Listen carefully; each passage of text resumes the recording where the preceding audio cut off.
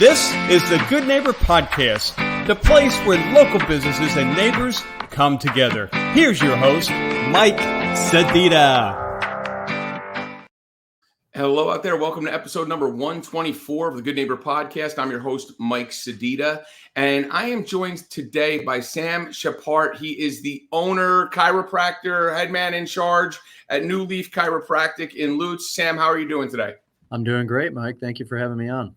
Thank you so much for being on. I'm not quite sure if you're familiar with what we do with the Good Neighbor Podcast, but essentially the Good Neighbor Podcast was developed during COVID as a way for businesses like yours or philanthropic groups in the community to get their message out to residents and families and other business owners and entrepreneurs to hear some of the struggles and successes that you've had, to learn from it and kind of get your name out into the community. And currently there's a couple dozen Good Neighbor podcasts across the United States. I'm the person here in Tampa that gets to talk to guys like you. And with that said, tell us a little bit about your business. Yeah, so I've been in practice for over 5 years now, but I just opened this practice here in Lutz, just south of Land O'Lakes. So we serve Lutz, Land O'Lakes, Wesley Chapel, all the way over to Odessa. This has been a great experience. It's been about 6 months since I've been up here. The office has actually been here for about 8 years. So I bought the practice from the previous owner, really, really great guy, Harrison Higgins. He's over in Nashville now, doing a great job over there. But my goal really, after working for others, and I had some great clinical experiences, had great bosses, but I really wanted to do it for myself and make the calls and, be able to make all those decisions that you make as a business owner. I want to be able to do that on my own. So I came down here from the Panhandle. I was practicing in Fort Walton Beach for a little while, right near Destin, for actually a few years. Had one of the best teams I could ask for, met some of the best people, great community up there. But I wanted to get back to a city, and this really allowed me to do that. And Tampa has very quickly become our home, and I refer to us as my girlfriend and I. It's become all right. So let me ask you a couple quick questions. So I, at one point in my life, lived in Atlanta. Atlanta is like the hub of Life College. I mean, did you go to school up there, or did you go to school somewhere else? I did. I went to school at Life University, and then I practiced there for a year after. I love Atlanta. Great city. So the funny thing is about Atlanta, and this is not a knock on it, but there's just so many chiropractors that come out of Life that there's an abundance of chiropractors. And, I haven't used your service yet. I had a motorcycle accident. Chiropractors are like my friend. But I have two different chiropractors in Atlanta that at one point or another were team chiropractors for some prominent franchises. And I pay more for a chiropractor here than I did there, just because of the abundance and the competition in the Atlanta market. Having a good chiropractor here, and the cost, the patient cost is way more expensive from this end, just because there's not as many good chiropractors. In Atlanta, you could throw a rock and hit 10 really good chiropractors. So great business acumen on your part to kind of come down here. Now, are you originally from here, or what's your story? How did you always want to just crack people's backs? How did you get into it? No, so I'm originally from Buffalo, New York, actually. But I left Buffalo, truthfully, mostly because of the weather. It's a great city, but I just can't do those winters anymore. I'll tell you, even Atlanta, I was just having a conversation this morning with a buddy of mine. Even Atlanta's too cold for me. So being in Tampa has been great. But truthfully, the reason that I got into this field is I genuinely love people. And originally I was taking all my pre-med classes and all those prerequisites, organic chemistry, physics, all those classes. Easy stuff. All the easy stuff. And as I was going through school, I shadowed different professions, physical therapists. I shadowed some MDs, some PAs, and then ultimately I shadowed a chiropractor, and I just loved the way he interacted with everybody in his community. We went out to lunch to grab a bite to eat after I shadowed him, and everybody was stopping him on the street. Hey, Doc, great to see you. I'm coming to see you soon. Oh, I'm so happy that you saw my wife, my husband. And that's who I want to be in the community. I joke that I'm an introverted extrovert. I need my little bit of time to kind of fill up, but I'm really an extrovert at heart, and I love people. I love good people. I have a saying, good people make good people. When I meet people that, have kids, I tell them, hey, your kids are going to be good people because good people make good people. And my goal really every day is just to have positive interactions with everybody. And truthfully, this just allows me to do that. You know, it's funny, and you're going to think this is like a plant, but one of the chiropractors I was referencing in Atlanta at one point was the chiropractor for the Buffalo Sabres, and he's in Atlanta now.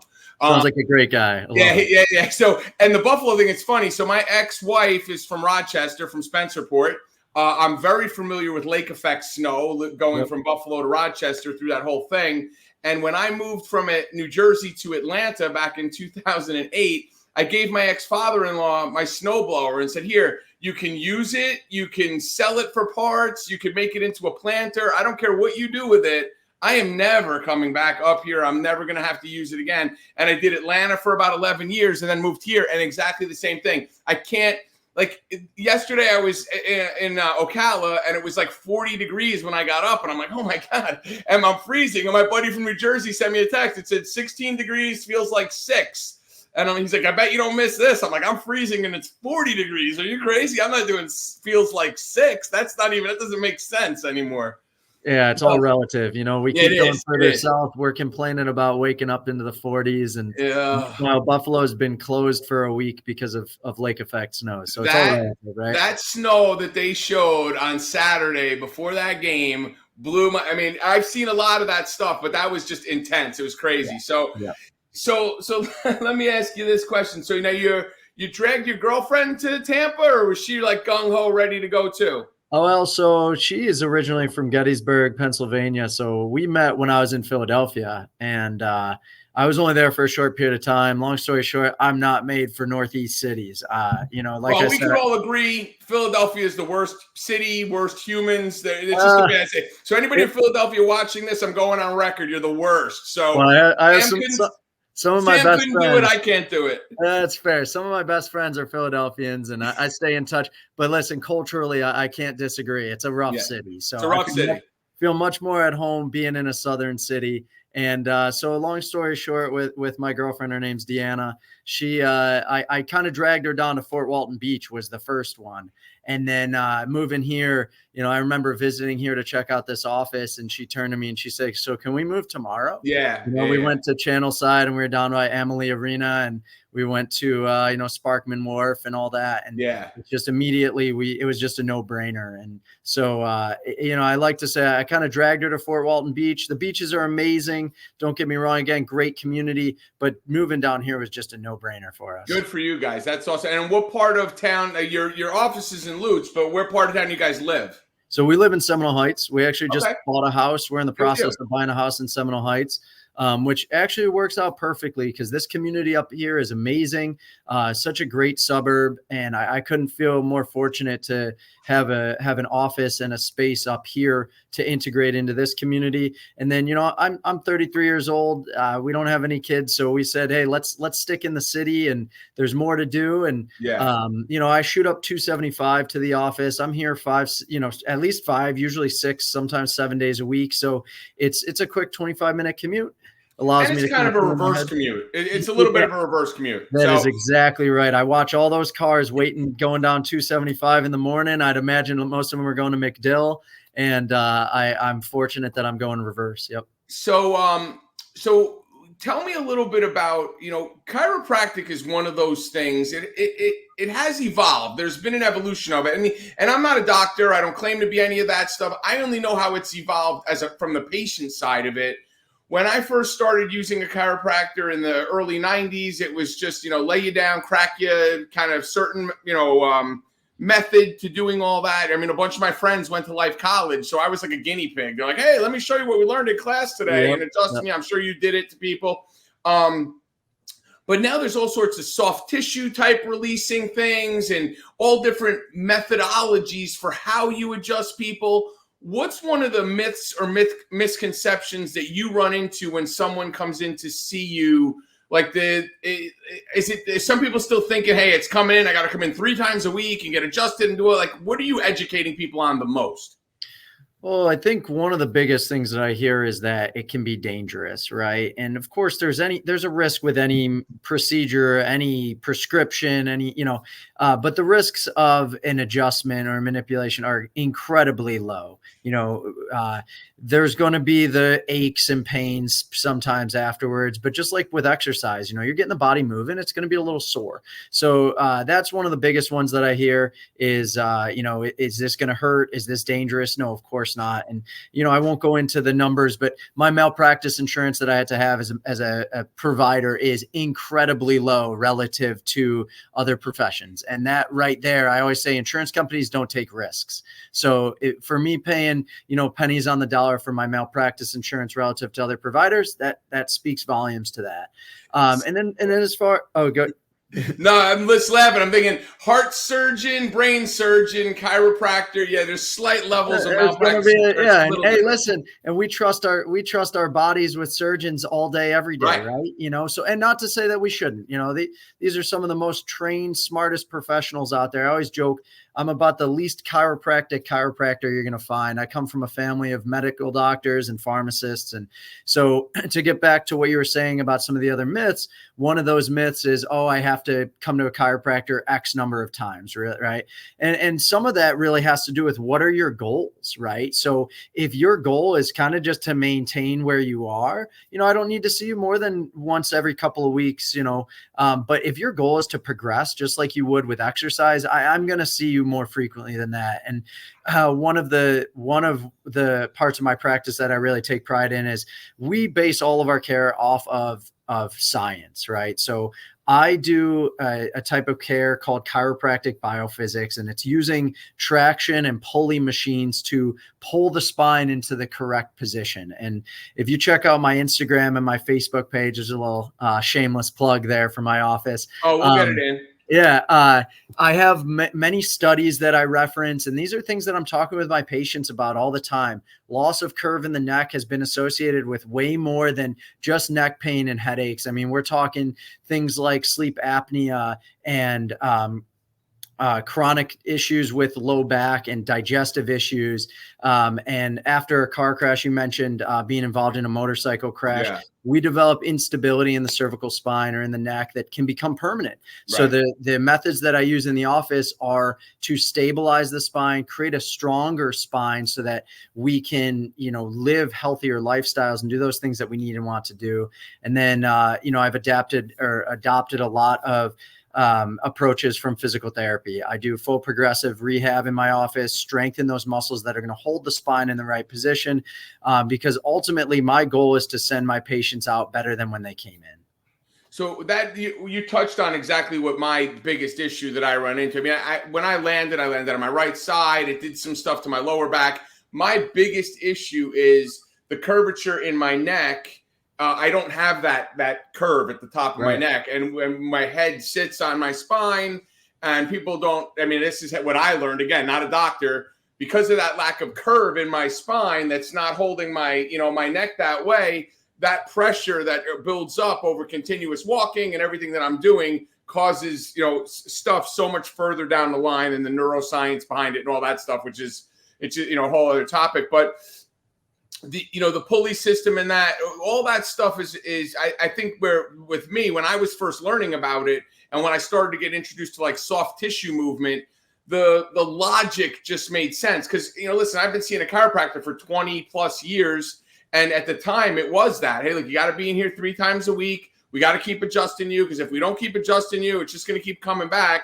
And then as I got more integrated into some of the more scientific stuff, like you're talking about, the stretching and all that, the adjustment would just last so much longer to the point where I just didn't need that constant, pounding on my body. So it's great. The evolution of it is amazing. Again, living in Atlanta, it's so accepted in that community because there's just so many doctors around it, where I'm sure if you still go to some parts of the country, people are like, not that voodoo chiropractic science. So, you get a little bit of that, but I've always thought it. I've always found value in it for me with my ailments, and I see it in a lot of people working. So yeah, and there's evolution to every profession. They used to do bloodletting in medicine and prescribe and lobotomies. Yeah, exactly. Right. So it's one of those things that I like to evolve, and I hear the expression, I don't believe in chiropractic, or I believe in chiropractic. I always joke, listen, I don't believe in much. So I base everything I do off of scientific literature. And actually my best referral source, one of my number one referrals, is orthopedic and spine surgeons, because I sit down with them, I educate them on what I do, and some of the procedures that they do surgically, I'm accomplishing that from a non-surgical standpoint. And you can't do that just with an adjustment. There's so much more that goes into it. It's funny you said it. The analogy I use, some of the platform we use in our marketing, all the different things we do, one of the things is these print publications in these upscale communities. And I had somebody say to me, like you say, I don't do chiropractic, or I'm nervous about people telling me, like, I used to do print and I don't do print magazines anymore. And my response is generally, look, I had bad Mexican food one time. It doesn't mean I just stop eating Mexican food altogether. I just try something that maybe fits my flavor a little bit better. So now that we've gotten onto food, let's talk about, what do you and Deanna do for fun when you're not in the office 7 days a week? What are you guys doing down in Seminole Heights, or going out to Clearwater, or going down to Davis Island? What do you guys do for fun? No, we love going to, I love being outdoors at all times. And part of the reason I came down to Tampa was to do that. So we love going out on Florida Ave. There's a bunch of breweries and things like that to hang out at. And is that really Sam, is breweries really an outdoor activity? I mean, they'll let you take a roadie and walk from one to the other. I get that, but that's not really what we would call typical Floridian, like not surfing and skiing. That's fair. Listen, that's boarding or whatever it is. So your outside activity is carrying a 16-ounce IPA from Florida Avenue 2 stops north. That's your outdoor activity? We should clarify real quick, Mike. This has been in the last couple of years. I'm not much of a drinker. I just like the social aspect of it. Yeah, I got you. And part of the reason that we live down there is there's a lot of us, right? A lot of young professionals, either early parenthood or before kids. So, any chance we can get to. And we were spoiled. We lived on on the Emerald Coast. So I went to the beach. I was 10 minutes from the beach for 3 years. So the beach, to me, at least in the last 6 months I've been down here, it hasn't been as much of a draw. Yeah. But I love going down to Riverwalk. That's a great time. End up at Armature Works, grab a bite to eat. So really we've been taking advantage of everything that the city has to offer over the last 6 months. And you got Jackson's down there, you got American Social down there. That's definitely all that. I mean, it's not so much a couples thing, but it's more, it's that nightlife of being out and hanging out and stuff. Yeah. And my nightlife ends at about 8 o'clock now. I like being in bed by 9. So, well, if you're not working a full weekend shift, you can do that. I mean, but the thing I'm hearing from you though is, besides the medical aspect of it, you've embraced the entrepreneurship of your business goes as you go, and you have to drive it. And that's a big part of what we like to talk about is business owners who are putting their head down, going through it. And, it's everybody always says, like, I worked a corporate job for a long time, and everybody in the corporate job always says, someday I'm going to own my own business. I'm going to make my own hours, and I'm going to do this, that, and the other.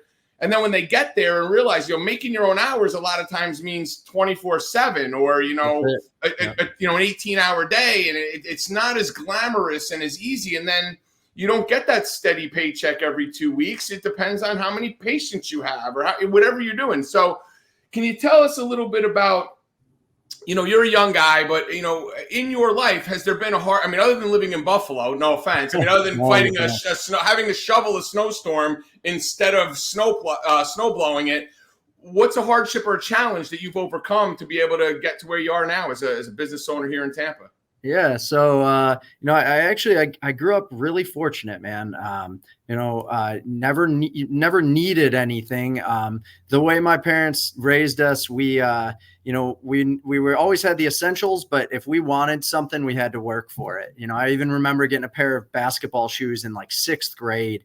And my dad was furious that we got a brand new pair of basketball shoes because, we could have just worn the other ones. So I grew up very fortunate. But after college, I kind of didn't know what I wanted to do or where I wanted to go. And I really went through some difficult times with mental health and depression. And that lasted for a number of years. And I really had to push through it really through most of my 20s.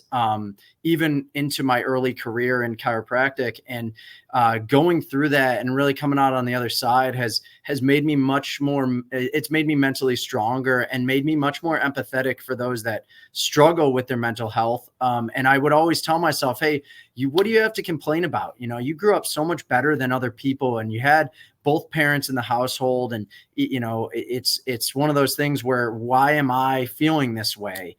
And it took me a long time to realize it, because, as much as we need to be our biggest fan, I was my biggest critic, and I didn't give myself the benefit of the doubt. And really, it's only been in the last few years that I've really gotten through that and can look back at how much I had to overcome, not from the external world, but from the internal world. Yeah. And, when I speak to people about their physical health, there's a big component of their mental health. And those two go together, and exercise has always been one of those things that's gotten me through and given me that release to help me through those tough times. So, when I sit down with somebody and it's been 5 years since they can really work out or exercise or do anything, you better believe there's going to be a mental component to that too. So, all the injuries that I've had, shoulder injuries, back injuries, neck, everything, I've learned how to rehabilitate those, but also from a mental health standpoint, I can empathize and sympathize with those struggling through that. It's funny for me, and it's two things you're talking about there. My mental break is my physical stimulation. So the one place I go where I don't have to be on, so you talk about being an extrovert, introvert, all this stuff. I am literally an introvert that masquerades as an extrovert. So I can do this stuff, sure, but when I don't have to do, I can just mentally shut down, hang out with Norman, my bulldog. I can do all that. The one place I go to get that recharging of my battery is the gym. So I'm able to kind of do two things at once. I'm able to feed my body the things that it needs to stay healthy, as much as a 51-year-old guy can stay healthy, and then also mentally give myself the time to recharge so that I'm able to do the things that I need to do in the community and the other things I do working around here. So it is super important. And a lot of people, especially entrepreneurs that are wearing multiple hats, listen, I don't know the structure of your organization, but as an entrepreneur, when the buck stops with you, you have to be patient. You have to be the patient care, customer service, accounting, marketing, bookkeeping. I mean, there's all these different hats you have to wear. And sometimes when that stuff kind of builds up, your mental health is the last thing that you're you just kind of, it's like a piling on effect. So good for you for recognizing it and being able to move past it and draw from that past experience to be able to move forward, which is amazing. Let me ask you this. With your practice, if someone's listening to this, whether it's another business owner or a patient that might need your services, what is the one thing you want that listener to remember when we talk about New Leaf Chiropractic? It's going to be different than other chiropractic offices. There's most patients that come into the office are surprised when they see these traction devices that I use. It's just something that isn't in the majority of offices, and the type of care that I provide is just atypical within our profession. And the reason that I practice this way is it gets the best results for patients. And at the end of the day, if I'm not doing what's best for my patients, it's tough to lay my head down and sleep at night comfortably, regardless how exhausted I am from the day. So, one of the biggest things is you're going to notice a difference in the type of care.